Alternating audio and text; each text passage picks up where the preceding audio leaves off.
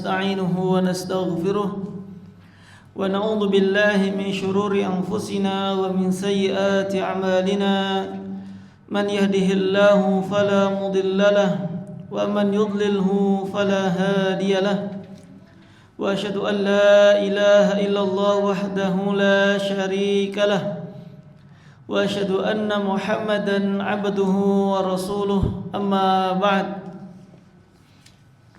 Kaum muslimin, para jamaah yang dirahmati oleh Allah Subhanahu wa taala, kita lanjutkan pembahasan kita di malam hari ini, membahas syarah hadis-hadis yang berkaitan dengan ahkam atau ibadah yang kita rangkumkan dari kitab Taysirul Alam Syarah Umdatul Ahkam karya Syekh Al-Bassam rahimahullahu taala. Dan pada kesempatan kita di malam hari ini kita akan bahas tentang babul fidyah, yaitu apa yang harus dilakukan bagi seorang yang melakukan ibadah haji atau umrah, atau yang ketika sudah berihram lalu tidak melakukan wajib dari umrah atau haji, sehingga harus membayar kafarah atau fidyah. Dan apa saja yang harus dilakukan insyaallah akan kita bahas pada pertemuan kita di malam hari ini. Silakan dibacakan terlebih dahulu.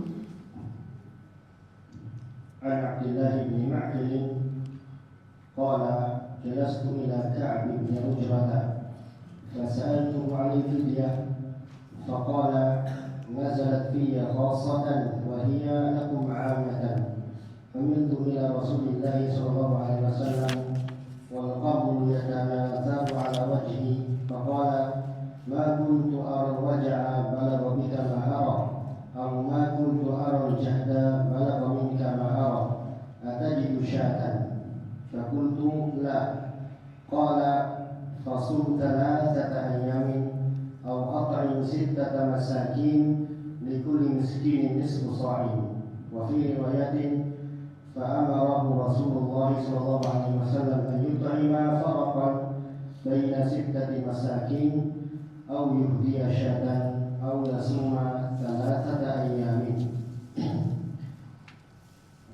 Abdullah bin Ma'qil berkata, aku dulu bersama Ka'b bin Ujrah dan aku bertanya kepadanya mengenai fidyah atau ayat fidyah. Beliau menjawab, ayat itu turun secara khusus tentang diriku, tetapi berlaku untuk kalian secara umumnya. Aku dibawa ke hadapan Rasulullah SAW, sedangkan kutu telah bertebaran di wajahku. Beliau bersabda, aku tidak pernah melihat penderitaan seperti yang menimpamu, atau aku tidak pernah melihat kesusahan seperti yang menimpamu. Apakah engkau mempunyai seekor kambing? Aku menjawab tidak. Beliau bersabda, kalau begitu berpuasa 3 hari, atau berilah makan 6 orang miskin setengah sa' untuk setiap orangnya. Dalam riwayat lain, Rasulullah SAW memerintahkannya agar memberikan makan 1 farq atau 3 sa', atau berkurban dengan seekor kambing, atau berpuasa 3 hari. Nah, babul fidyah, bab tentang fidyah. An Abdullah bin Ma'qil qala jalastu ila Ka'b bin Ujrah. Abdullah bin Ma'qil mengatakan, saya duduk di hadapan Ka'ab bin Ujrah radhiyallahu anhu. Aku pun bertanya kepada beliau tentang fidyah, tebusan yang harus dibayar, harus dilakukan bagi orang yang melanggar larangan ihram. Maka Ka'ab bin Ujrah mengatakan, nazalat fiyya khassatan wa hiya lakum 'amatan. Ada ayat yang berkaitan dengan ini, yang itu memang turun khusus disebabkan karena ya masalah saya. Namun ayat itu secara umum akan berlaku bagi siapa saja yang memiliki masalah yang sama dengan masalah saya. yaitu surat Al-Baqarah ayat yang ke-196. Allah Ta'ala berfirman, "Faman kana minkum maridan aw bihi adzan min ra'sihi fa fidyatun min siyamin aw shadaqatin aw nusuk." Barang siapa di antara kalian yang sakit atau ada masalah di kepalanya, maka dia harus membayar fidyah, yaitu berupa puasa, sedekah atau menyembelih. Sebagaimana kita bahas sebelumnya bahwasanya orang yang berihram dilarang untuk mencukur rambut, memotong kuku, itu semuanya dilarang. Nah, berkaitan dengan itu turunlah ayat tadi. Nah, Ka'ab bin Ujrah melanjutkan, "Humiltu ila Rasulillah sallallahu alaihi wasallam." Saya dibawa dibopong bertemu dengan Rasulullah sallallahu alaihi wasallam. Wal qamlu yatanatharu ala wajhi. Sedangkan kutu rambut itu banyak sekali sampai ya berjatuhan sampai mengenai wajah dari Ka'ab itu tadi saking banyaknya. Ini tadi kepala cuma 5-10 aja sudah gatalnya luar biasa ya. Ini saking banyaknya ini berarti sampai berjatuhan. Ini yang menunjukkan saking sakitnya tadi. Lalu kemudian dibawa kepada Rasulullah sallallahu alaihi wasallam. Lalu Ka'ab mengatakan, atau Rasulullah sallallahu alaihi wasallam mengatakan, Rasulullah yang berkata, "Ma kuntu aral waj'a balagha bika ma ara, atau ma kuntu aral jahda balagha minka ma ara." Tidaklah aku melihat yaitu kesakitan, gangguan yang sampai kepadamu itu ternyata yang lebih parah daripada yang aku bayangkan. Mungkin sebelumnya kalau dikatakan, "Oh, ada banyak kutunya rambut." Cuma ke kutu biasa. Tapi ternyata ini saking parahnya Rasul mengatakan demikian. Aku tidak melihat saat ini yang sampai kepada engkau dari penyakit ini ternyata melebihi dari ekspektasi Rasulullah. Saking ngenesnya, saking kasihannya Ka'ab bin Ujrah di sini. Maka Rasulullah mengatakan, "Atajidu syatan, apakah engkau memiliki kambing yang bisa engkau sembelih karena melanggar larangan ini?" Artinya kalau memang kondisi sudah demikian, ya sudah dipotong saja rambutnya supaya kutu-kutunya itu hilang. Kalau masih ada rambut ya pasti masih kerasan kutunya. Makanya dipotong saja, tapi nanti dengan syarat engkau menyembelih seekor kambing. Maka Ka'ab mengatakanlah, "Saya enggak ada." Lalu Rasulullah mengatakan, "Fasum salasata ayyam." Ya udah, kalau memang enggak ada kambing untuk disembelih, berpuasalah selama 3 hari. Au at'im sittata masakin. Atau alternatif berikutnya, engkau bisa memberikan makan 6 orang miskin. Likulli miskinin nisfu sa'. Masing-masing orang miskin itu jatah makannya setengah sa'. 1 sa' ya kurang lebih kalau 1 sa' itu 3 kilo ya kalau di tempat kita. Berarti kalau setengah sa' ya kurang lebih 1,5 kilo beras. Itu kalau ya beras. Kalau dulu ya nisfu sa' itu ya kurma, berarti mereka makan kurma 1 sa'. Itu 4 kali mud, berarti kalau nisfu sa' 2 mud, 2 cakupan tangan ini. Itu untuk membayar fidyahnya tadi. Dalam riwayat yang lainnya, amarahu Rasulullah sallallahu alaihi wasallam an yut'ima faraqan baina sittati masakin aw yuhdiya syatan aw yasuma 3 ayyam. Rasulullah sallallahu alaihi wasallam memerintahkan untuk memberikan makan 1 farak, ya 1 takar, 1 cukup untuk masing-masing, ya 1 kali makan. Di sini diperintahkan untuk memberi makan 6 orang miskin, atau menghadiahkan atau membayar hadyu atau dam seekor kambing, atau berpuasa selama 3 hari. Nah, para jamaah dirahmati oleh Allah Subhanahu wa taala, ketika orang yang ihram tadi dilarang untuk mencukur rambutnya selama ihram sebelum tahallul, berarti itu masuk ke dalam larangan. Kecuali kalau ada darurah. Tadi darurahnya ya karena memang sudah parah, banyak kutunya, maka tidak boleh dipotong. Meskipun ada orang misalkan nggak apa-apa, sebenarnya nggak darurat, tapi dia niat potong, nanti niat bayar fidyah, maka dia tetap berdosa karena tidak ada uzur. Jadi diperbolehkan untuk memotong rambut, memotong kuku yang dalam keadaan sadar, itu hanya diperbolehkan dalam keadaan darurat. Adapun dalam keadaan sadar, meskipun yakin mampu untuk membayar kafarah, baik itu dengan menyembelih kambing, dia mampu beli kambing, bahkan mampu beli sapi, yang penting boleh memotong rambutnya, maka dia telah berdosa. Nah, kalau di sini dalam keadaan darurat, meskipun dia membayar fidyah, dia tidak berdosa karena mendapatkan uzur. Nah, di dalam hadis tadi secara zahir disebutkan bahwasanya Rasulullah SAW menanyakan yang pertama kali adalah atajidu syatan, apakah engkau memiliki seekor kambing? Nah, seolah-olah di sini menyatakan bahwasanya ini harus secara urut. Yang pertama dia harus nyembelih kambing terlebih dahulu. Kalau tidak mampu, baru dia berpuasa. Namun di sini ada riwayat-riwayat yang lainnya yang menunjukkan ya bahwasanya itu adalah ya pilihan.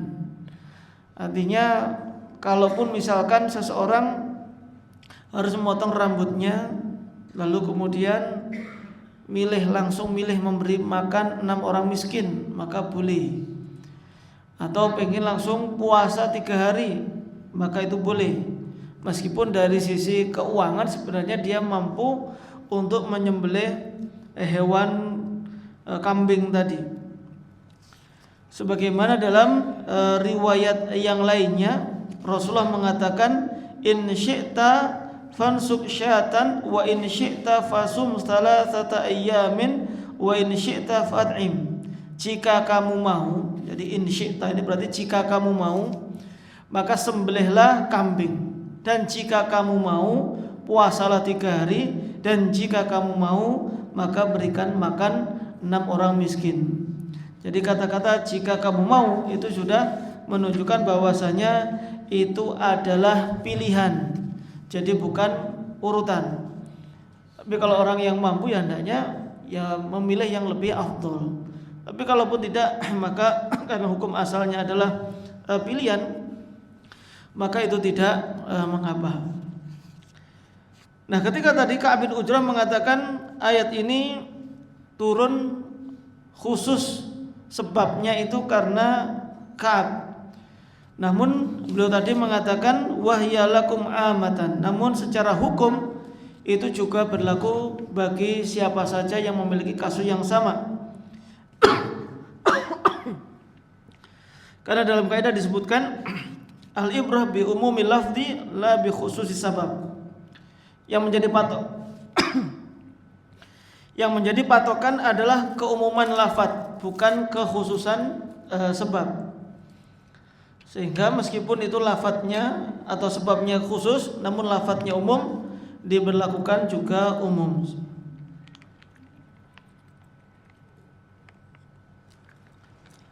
Dan juga para ulama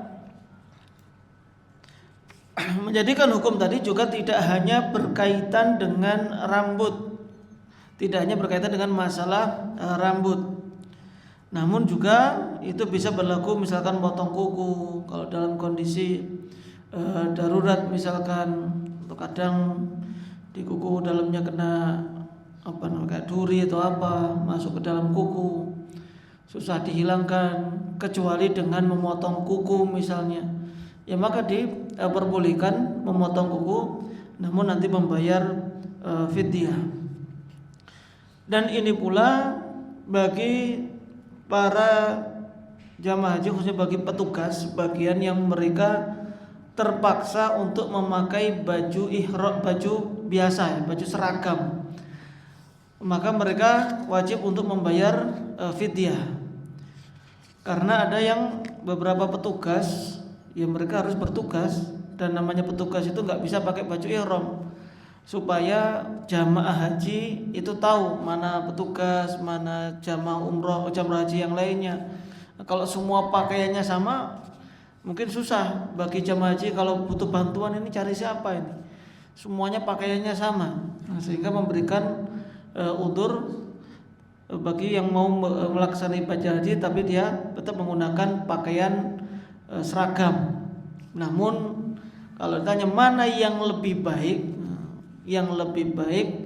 ya kalau memang jadi petugas ya petugas. Semoga kesempatan yang lainnya itu bisa haji, atau yang lebih utama lagi kalau yang punya kebijakan ya mensyaratkan yang untuk jadi petugas haji yang pernah haji saja. Jadi dalam waktu haji ini tugasnya memang benar-benar bertugas, sehingga menggunakan pakaian biasa ya karena memang bertugas, tidak di ya sambi-sambi. Kalau di sambi-sambi ya nanti hanya nggak fokus, dirinya pengen tawaf atau dirinya pengen wukuf di Arafah, padahal tugasnya adalah untuk melayani para jamaah haji. Dan ada beberapa ulama yang memperbolehkan dalam keadaan darurat, tapi yang lebih baik yang jadi petugas yang memang tidak melaksanakan ibadah haji supaya bisa fokus. Dan kita masuk kepada bab hurmatu Makkah, yaitu kesucian kota Makkah. Allah Subhanahu wa taala berfirman dalam surat Ali Imran 96, Inna awwala baitin wudi'a lin-nas lalladzi bi Bakkata mubarakan wa hudan lil alamin. Sesungguhnya bangunan yang pertama kali diletakkan, dibangun untuk manusia adalah bangunan yang ada di Bakkah.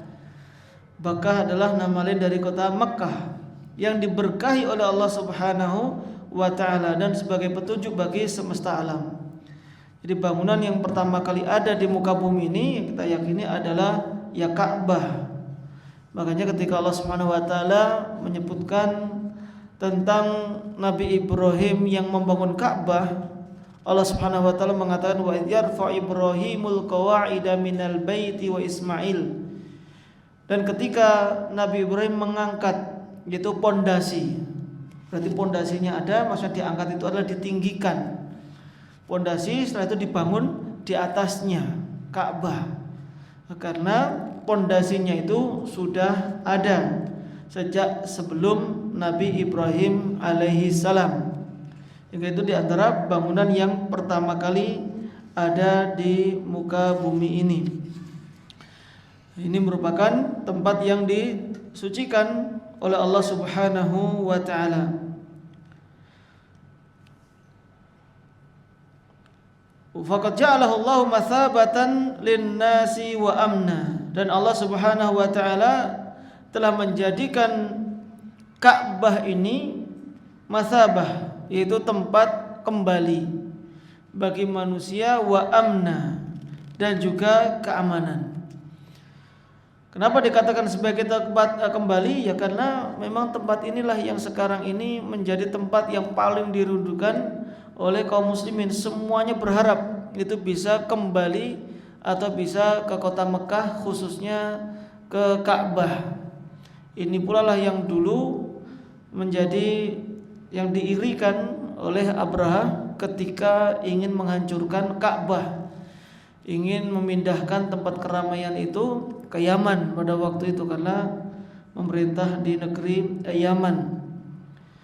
Karena iri tadi dengan ramainya kota Mekah sehingga berusaha ingin menghancurkannya. Dan Allah Subhanahu wa taala telah menjadikan tempat ini sebagai tempat keamanan. Waqad azzamahu al-arab fi jahiliyatihim. Dan bangsa Arab pada zaman jahiliyah mereka sudah mengagungkan Ka'bah ini. Masjidil Haram sudah diagungkan oleh mereka. Banyak mereka sudah berdatangan ke kota Mekah, ke Ka'bah, meskipun mereka masih berbuat kesyirikan. Wajal Islamu fazada min ta'zimihi wa taqdisihi. Maka datanglah agama Islam lalu menambahkan keagungannya dan kesuciannya. Wa qad hamahu Allah min kulli mu'tadin wa akbar dalilin qissatu ashabil filil masyurah. Dan Allah Subhanahu wa taala sungguh benar-benar menjaga Ka'bah ini dari siapa saja yang berlebih-lebihan atau melampaui batas yang ingin menghancurkan Ka'bah ini. Dan ini masyhur dari kisah Ashabul Fil, itu Abraha dengan pasukan yang menaiki gajah. Mereka ingin menghancurkan Ka'bah, maka Allah Subhanahu wa taala yang langsung melindungi Ka'bah. Bahkan Abdul Muthalib yang pada waktu itu sebagai penjaga Ka'bah yang mengatakan, saya lebih memilih menjaga unta-untaku karena sebelumnya dirampas. Karena ia yakin bahwasanya Ka'bah ini ada pemiliknya, yaitu Allah Subhanahu wa taala. Sampai kemudian kaum muslimin itu juga berbondong-bondong mendatangi kota Mekah, ingin sholat di Masjidil Haram karena besarnya pahala. Karena sholat di Masjidil Haram 100.000 kali lipat dibandingkan dengan sholat yang diadakan di masjid-masjid yang lainnya, ya, selain Masjid Nabawi dan Masjidil Aqsa. Dan di tempat itulah, di kota Mekah, merupakan tempat lahirnya Nabi SAW. Rasulullah pun juga diutus, pertama kali diangkat menjadi seorang nabi ketika masih di Mekah. Dan dari Mekah itu pula tersebar agama Islam. Dan sekarang pun juga menjadi pusat kemajuan kaum muslimin itu di kota Mekah. Dan kita masuk pada pembahasan hadis yang berkaitan dengan kesucian kota Mekah. Nah, silakan. عن أبي شريح والد بن عمرو الخزاعي العدوي رضي الله عنه أنه قال لعمرو بن سعيد بن العاص رضي الله عنه وهو يبعث البعوث إلى مكة: إذن لي أيها الأمير أن أحدثك قولا قام به رسول الله صلى الله عليه وسلم الغداة من يوم الفتح، فسمعته أذناي ووعاه قلبي وأبصرته عيناي حين تكلم به أنه حمد الله وأثنى عليه ثم قال: إن مكة حرمها الله تعالى يوم خلق السماوات والأرض ولم يحرمها الناس، فلا يحل لامرئ يؤمن بالله واليوم الآخر أن يسفك بها دما ولا يعضد بها شجرة، فإن أحد ترخص في قتال رسول الله صلى الله عليه وسلم فقولوا إن الله آذن لرسوله ولم يأذن لكم، وإنما آذن لرسوله ساعة من نهار، وقد عادت حرمتها اليوم كحرمتها بالأمس، من يبلغ الشاهد الغائب. فقيل لأبي شريح: ما قال لك عمرو؟ قال: أنا أعلم بذلك منك يا أبا شريح، إن الحرم لا يعيد عاصيا ولا فارا بدم ولا فارا بخربة. Abu Shuraih dari Abi Shuraih Walid bin Amr al-Khuzai al-Adawi radhiyallahu anhu berkata kepada Amr bin Sa'id bin Al-As radhiyallahu anhu yang sedang mengutus pasukan ke Mekah, izinkanlah aku, wahai Amir, untuk menceritakan kepadamu sebuah ungkapan yang disampaikan oleh Rasulullah SAW seraya berdiri pada hari Fathu Mekah. Aku mendengarnya dengan kedua telingaku dan hatiku juga telah menghafalnya, serta kedua mataku turut melihat beliau ketika mengucapkannya. Beliau memuji Allah dan menyanjungnya. Kemudian beliau bersabda, sesungguhnya Allah telah menjadikan Makkah sebagai tanah haram sejak hari Ia menciptakan langit dan bumi. Namun orang-orang belum mengharamkannya. Tidak lagi boleh bagi seorang yang beriman kepada Allah dan hari akhir untuk menumpahkan darah di dalamnya dan menebang pepohonannya. Apabila ada seseorang yang berdalih dengan peperangan yang dilakukan oleh Rasulullah SAW di dalamnya, katakan kepadanya, sesungguhnya Allah telah memberikan izin kepada Rasulullah SAW, namun tidak kepada kalian. Dan sungguh Allah telah memberikan izin kepadaku hanya beberapa saat dari waktu siang, dan pada hari ini dia telah kembali menjadi haram sebagaimana keharamannya di hari kemarin. Maka hendaklah yang hadir menyampaikan kepada yang tidak hadir.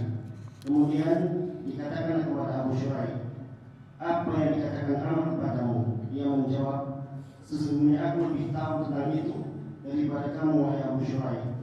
Sesungguhnya keharaman itu tidaklah melindungi seorang yang berdosa, tidak pula seorang yang kabur karena menumpahkan darah atau karena membuat kerusakan. Nah, hadis yang ke 214 dalam cetakan ini, itu dari Abi Syuraih Khuwailid bin Amr al-Khuzai al-Adawi radhiyallahu anhu, annahu qala li Amr ibn Sa'id ibn al-As wa huwa yab'atsul bu'utha ila Makkah. Jadi Abu Syuraih di sini menceritakan, beliau berkata kepada Amr bin Sa'id bin As. Amr bin Sa'id ini diutus oleh Yazid bin Muawiyah yang pada waktu itu sebagai gubernur kota Madinah, diperintahkan untuk ke Mekah untuk mencari Abdullah bin Zubair radhiyallahu anhuma, untuk menangkap dan untuk membunuh. Jadi sudah diperintahkan. Nah, mengetahui hal itu, Abu Syuraih ingin memberikan nasihat kepada Amr bin Sa'id bin As.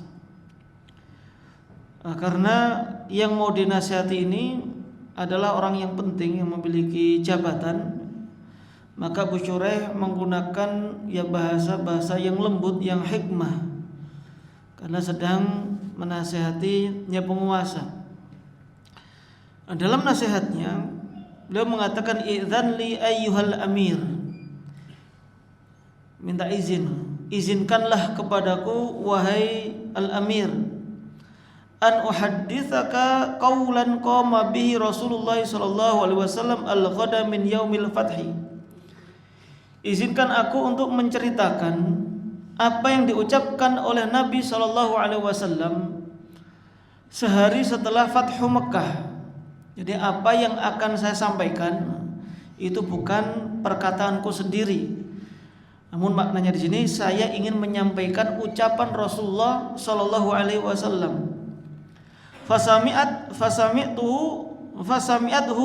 udhunaya wa wa'ahu qalbi wa absarathu aynaya hina takallama bihi. Di kedua telingaku itu benar-benar mendengarkan langsung ucapan Rasulullah. Hatiku pun benar-benar memahaminya, menghafalnya. Dan kedua mataku langsung melihat Rasulullah mengucapkan hal tersebut. Ini ingin menguatkan bahwasanya apa yang aku sampaikan kepada engkau benar-benar datang dari Rasulullah sallallahu alaihi wasallam. Bukan saya katanya Rasulullah, tidak. Tapi ini benar-benar saya mendengarnya, saya melihatnya, dan saya benar-benar paham apa yang saya ucapkan ini bukanlah atau tidak berbeda dengan apa yang diucapkan oleh Rasulullah sallallahu alaihi wasallam. Benar-benar aku hafal, benar-benar aku tahu. Ini benar-benar datangnya dari Rasulullah sallallahu alaihi wasallam. Di mana satu hari setelah Fathu Mekah, Rasulullah berbicara di hadapan manusia setelah memuji Allah, mengagungkan Allah. Dan ini yang biasa dilakukan oleh Rasulullah ketika mau berbicara, mengagungkan atau memuji Allah Subhanahu wa taala terlebih dahulu. Lalu Rasulullah mengatakan, "Inna Makkah harramahallahu ta'ala yauma khalaqas samawati wal ard." Sesungguhnya Mekah diharamkan atau disucikan oleh Allah Subhanahu wa taala sejak Allah menciptakan langit dan bumi. Walam yuharrimhan nas, yang mengagungkan Mekah ini bukan manusia,